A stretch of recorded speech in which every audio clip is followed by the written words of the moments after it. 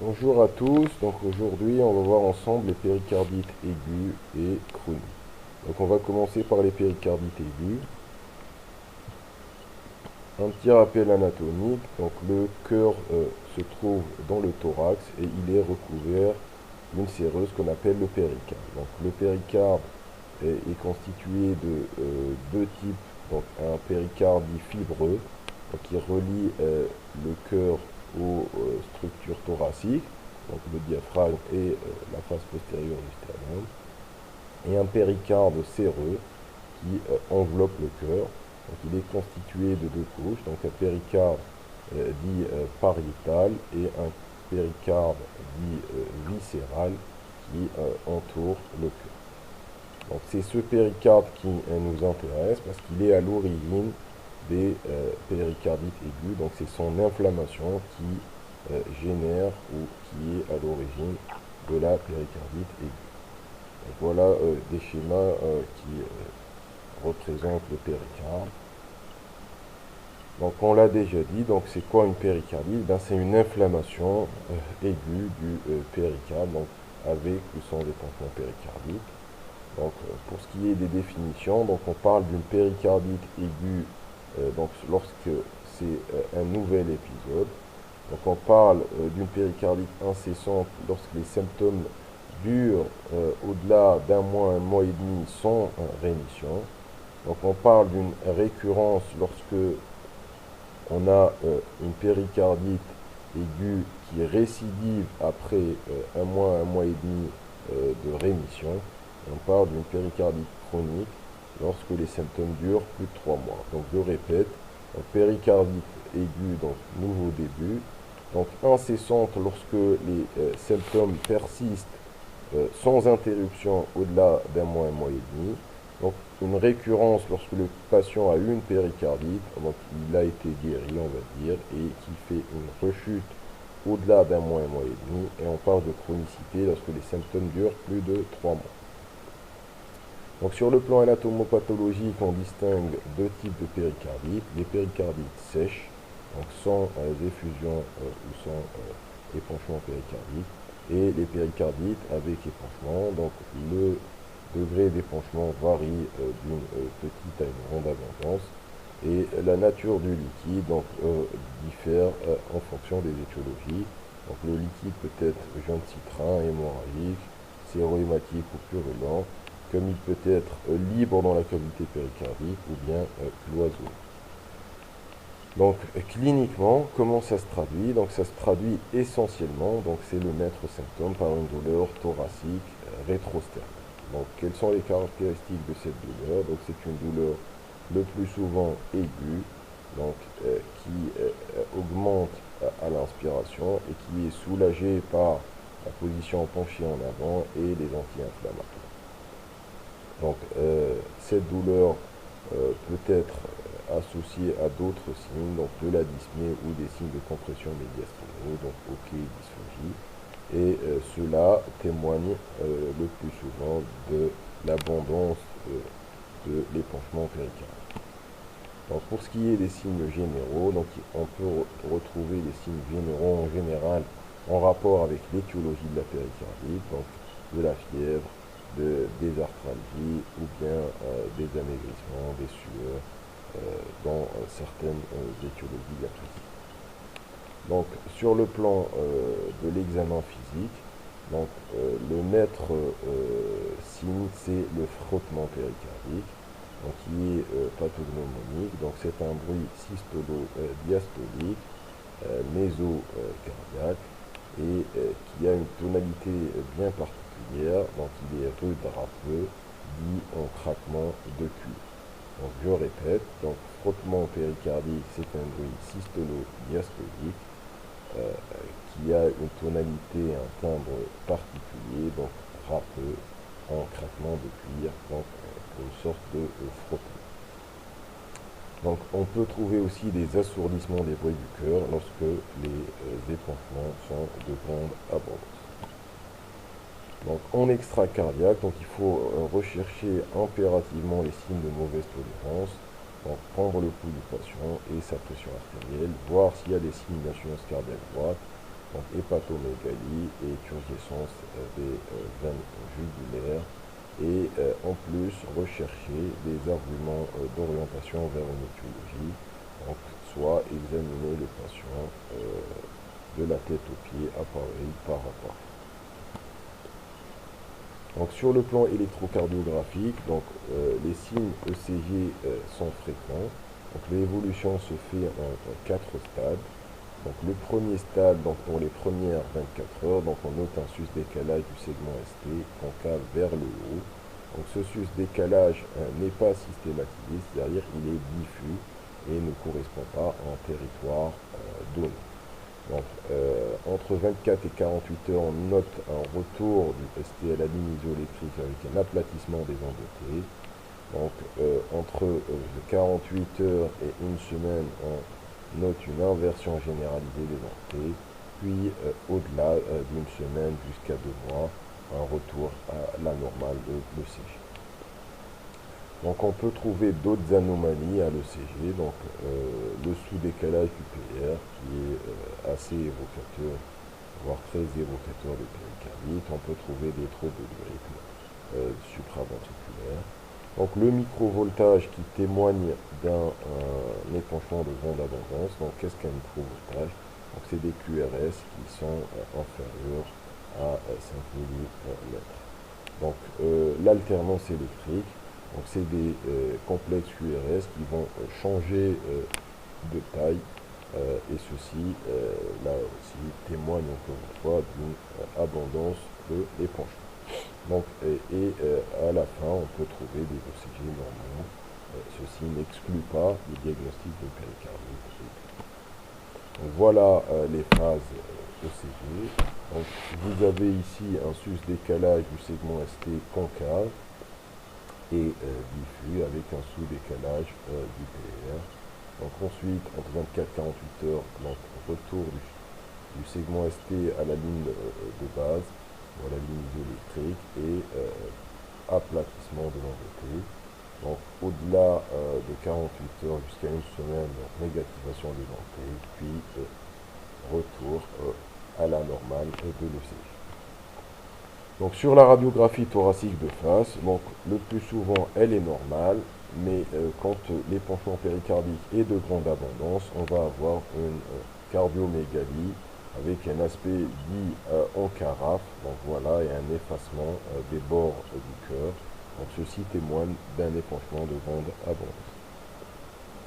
Donc l'échocardiographie, donc c'est l'examen clé. Donc, il affirme l'épanchement, apprécie son abondance, dépiste des signes de mauvaise tolérance hémodynamique avant que l'état clinique ne se détériore, on guide une éventuelle ponction péricardique et sert aussi dans le suivi puisqu'il permet de voir l'évolution de l'épanchement sous traitement et parfois il nous aide aussi dans la démarche étiologique.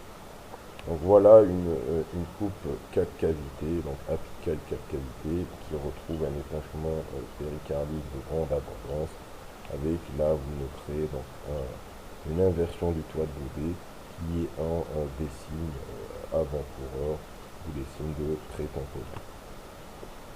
Donc le bilan, donc il faut demander un bilan de façon systématique. Donc, la formule peut retrouver une hyperleucocytose, donc une accélération de la VS, donc, et une augmentation de la CRP.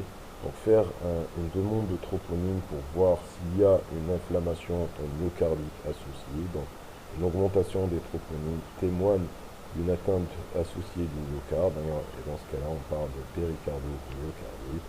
Et le reste du bilan est demandé selon l'orientation étiologique. Donc pas de façon systématique, mais en fonction des signes qu'on retrouve à l'examen clinique. Donc voilà, donc une fois qu'on a examiné notre patient, qu'on a demandé un minimum de bilan, donc une formule, une VS, une CRP, un ECG et une écho-cœur, donc on a tous les éléments pour pouvoir parler, c'est-à-dire en gros poser le diagnostic de péricardite ou exclure ce diagnostic. Donc on parle de péricardite aiguë si on arrive à réunir deux critères sur 4. Donc quels sont les critères? Donc la douleur thoracique d'allure péricardique, donc on l'a déjà décrit. Donc le frottement péricardique, donc les modifications électriques, donc sus-décalage du ST donc de façon diffuse ou sous-décalage du PR et l'épanchement péricardique qu'on va voir sur une écho. Donc si on a 2 sur 4 de ces critères, donc on est en droit de retenir le diagnostic de péricardite aiguë. Donc quels sont les diagnostics différentiels? Donc je vous ai mis ici essentiellement les diagnostics différentiels d'origine cardiovasculaire, donc l'infarctus du myocarde, l'embolie pulmonaire et la dissection aortique. Donc il faut connaître les caractéristiques cliniques et paracliniques de ces diagnostics justement pour pouvoir faire la part des choses. Les étiologies, donc elles sont diverses et variées. Donc voilà, il n'est pas question de retenir toutes ces étiologies. Donc elles sont essentiellement d'origine infectieuse, donc virale, bactérienne, fongique ou parasitaire. Donc, vous avez aussi le chapitre des maladies auto-immunes, donc les néoplasies, les causes métaboliques, donc les causes traumatiques post-radiques ou post-infarctus, donc les causes médicamenteuses et autres. Donc je vous demanderai de retenir donc, les causes virales parce que c'est la première cause des péricardites aiguës. Donc les causes bactériennes qui, elles, surviennent le plus souvent dans un contexte particulier. Donc vous avez la tuberculose, donc ici, et les autres causes de péricardite bactérienne qui surviennent le plus souvent chez les sujets immunodéprimés, au même titre que les péricardites fongiques ou parasitaires. Donc je vous demanderai de retenir quelques étiologies de péricardite auto-immune. Donc, et en premier lieu, le lupus érythémateux aigu disséminé. Donc les causes néoplasiques, donc toutes les néoplasies peuvent donner des péricardites aigus. Donc dans les causes métaboliques, donc l'insuffisance rénale et l'hypothyroïdie. Donc je vous demanderai aussi de retenir les causes traumatiques et l'infarctus du myocarde. Et en dernier lieu, donc, il faut savoir que la cause le plus souvent rencontrée est la cause virale. Donc il faut savoir aussi qu'il existe des critères dits de mauvais pronostic. Donc quels sont ces critères de mauvais pronostic? Donc c'est les patients qui ont une péricardite avec un des critères suivants, donc une fièvre, donc une présentation sub-aiguë, un épanchement de grande abondance ou une tamponnade et une non-réponse aux anti-inflammatoires.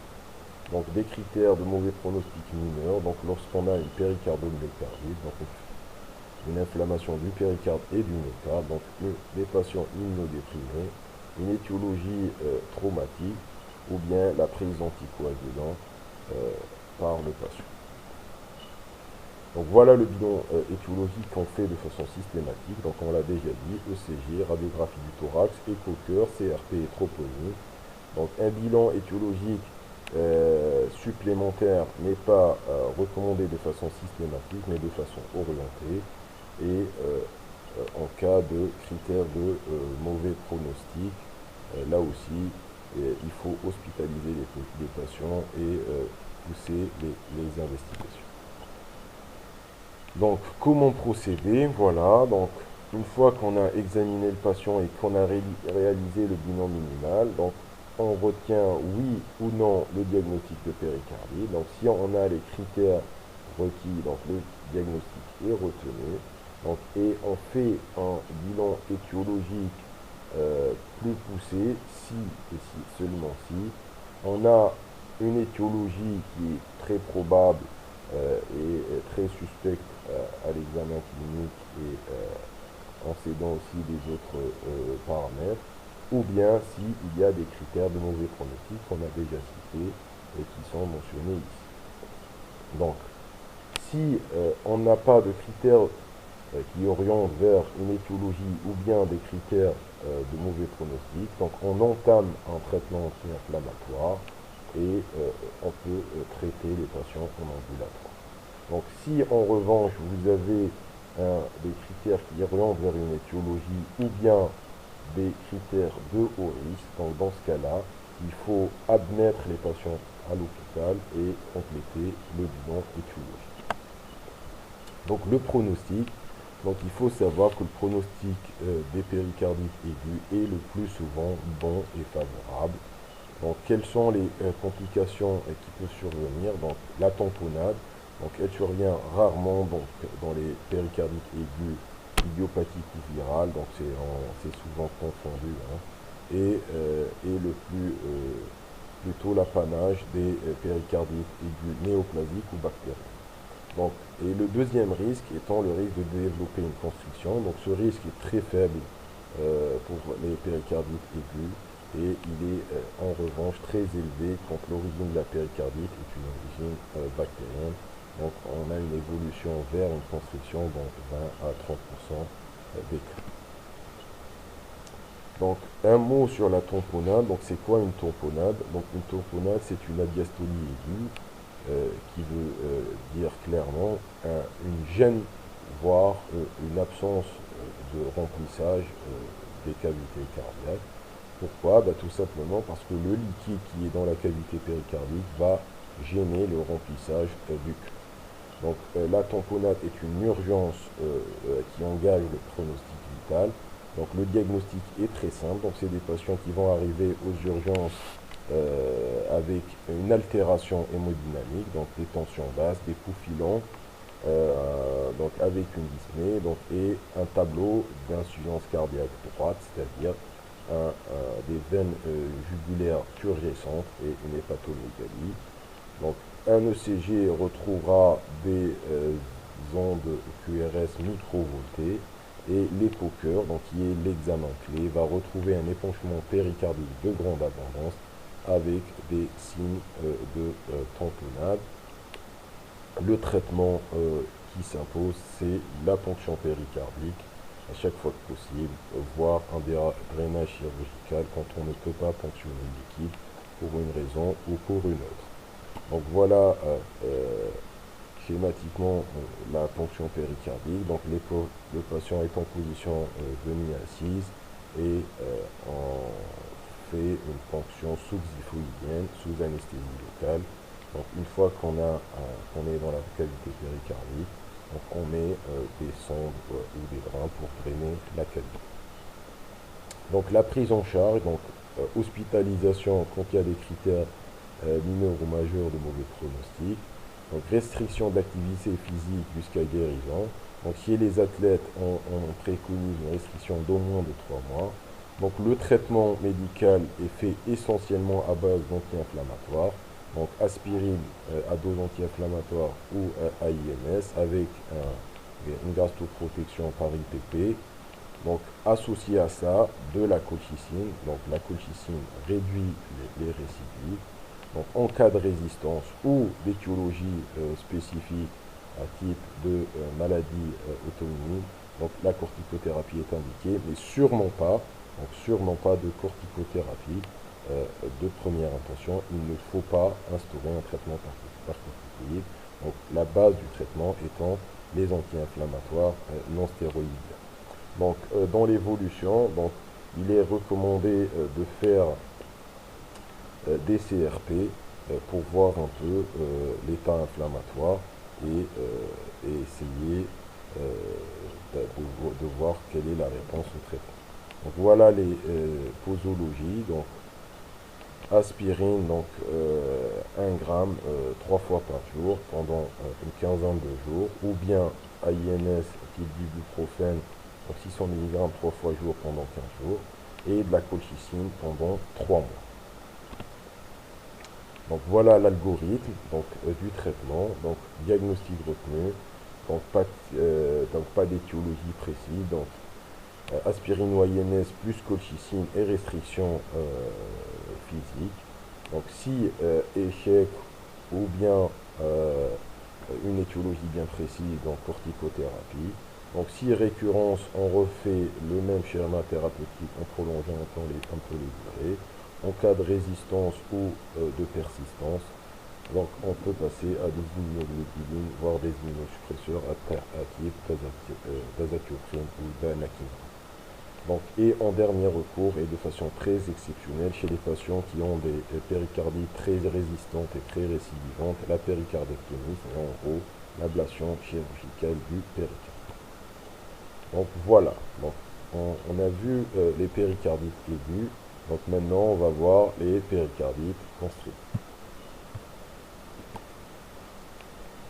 Donc définition, donc il s'agit d'un épaississement fibreux du péricarde avec calcification entraînant une gêne au remplissage diastolique du cœur. Donc c'est une adiastolie chronique. Donc on a vu la tamponade, donc qui est une adiastolie aiguë, donc une gêne au remplissage de façon aiguë. Donc là, la constriction, c'est une gêne au remplissage de façon chronique, donc on parle d'adiastolie chronique, et elle est due non pas à un épanchement de grande abondance, mais cette fois-ci à un épaississement du péricarde qui, lui, va enserrer le cœur et gêner le remplissage. Donc les étiologies, donc dans les pays sous-développés ou en voie de développement comme d'autres pays, donc la tuberculose est la première étiologie. Ensuite viennent les autres étiologies, donc la post-radiothérapie, l'étiologie radique. Vous avez la post-chirurgicale, donc chirurgie cardiaque, donc qui est pourvoyeuse de péricardite constrictive chronique, insuffisance rénale, les péricardites d'origine infectieuse, donc on l'a vu, donc un cinquième voire entière des péricardites aiguës bactériennes évoluent vers la constriction, et voilà, très accessoirement, on va dire, donc les tumeurs primitives du péricarde ou les tumeurs secondaires du péricarde. Donc sur le plan anatomopathologique, donc là aussi deux distinctions. Donc la constriction avec épanchement, c'est ce qu'on appelle la péricardite chronique constrictive effusive. Donc on va avoir en plus de l'épaississement fibreux du péricarde, donc du liquide. Donc l'étiologie le plus souvent est bactérienne tuberculeuse, et les constrictions sans épanchement qui sont le plus souvent rencontrées. Pour ce qui est de la clinique, ben, c'est un tableau d'insuffisance cardiaque à prédominance droite, donc qui va se traduire par des dyspnées d'effort, donc des stases, donc des œdèmes des membres inférieurs, des hépatomégalies, des turgescences des veines jugulaires, donc des acides. Donc auscultation, donc vous avez le plus souvent une auscultation qui est normale.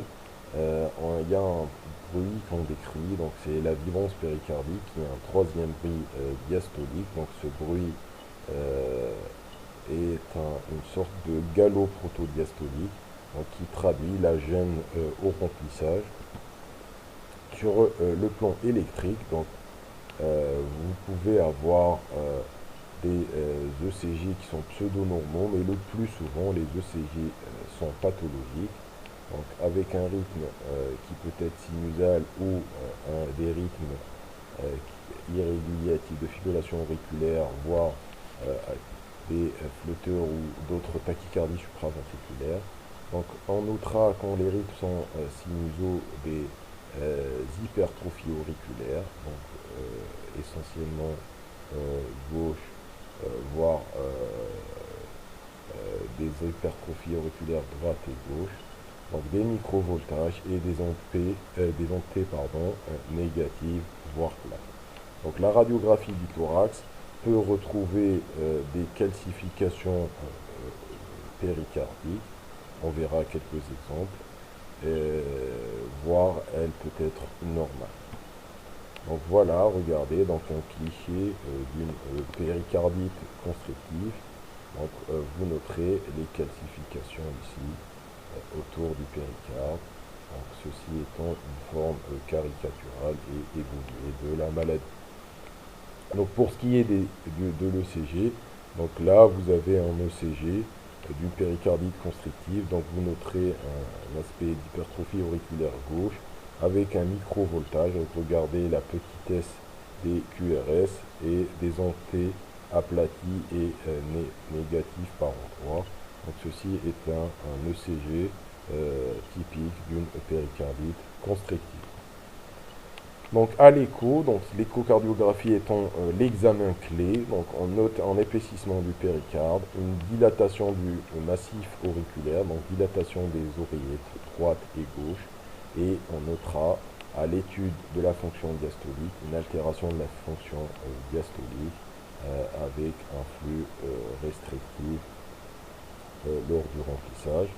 Donc le cathétérisme cardiaque donc, permet de retrouver une adiastolie hémodynamique donc, chronique, donc une augmentation des pressions diastoliques du ventricule droit et gauche, suivi d'une remontée abrupte et d'un plateau mésothélique diastolique. C'est ce qui constitue le diplateau.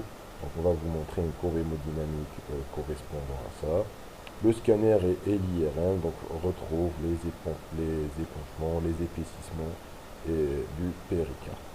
Donc voilà un aspect de diplateau ici au cathétérisme droit. Donc voilà, donc regardez, donc vous avez une descente, puis une remontée abrupte. Donc ça c'est une racine carrée, donc avec des pressions diastoliques élevées. Et là, c'est un cathé gauche qui retrouve la même chose, avec des pressions diastoliques élevées et un aspect en racine. Donc l'évolution, c'est une évolution qui est lente, qui est insensible au traitement médical par rapport à l'évolution de la péricardie constrictive. Donc le traitement médical il est essentiellement symptomatique, donc vise un peu à améliorer les patients et à les dépléter. Il s'agit d'une affection grave, donc il faut traiter précocement et non pas laisser les patients traîner. Donc le traitement, il est essentiellement chirurgical. Donc il consiste en une péricardectomie complète, c'est-à-dire c'est un traitement chirurgical qui vise à enlever le péricarde. Donc pour ce qui est du traitement médical, donc en plus du traitement étiologique, donc antituberculeux, si l'origine est tuberculeuse, ou bien des traitements anti-inflammatoires quand les étiologies sont auto-immunes, etc. Donc c'est essentiellement un traitement symptomatique de l'insuffisance cardiaque, donc des diurétiques pour la majeure partie des patients. Et ce traitement vient si je puis dire, en appoint de la chirurgie qui reste le traitement réel et efficace chez ces patients. Et je vous remercie pour votre attention.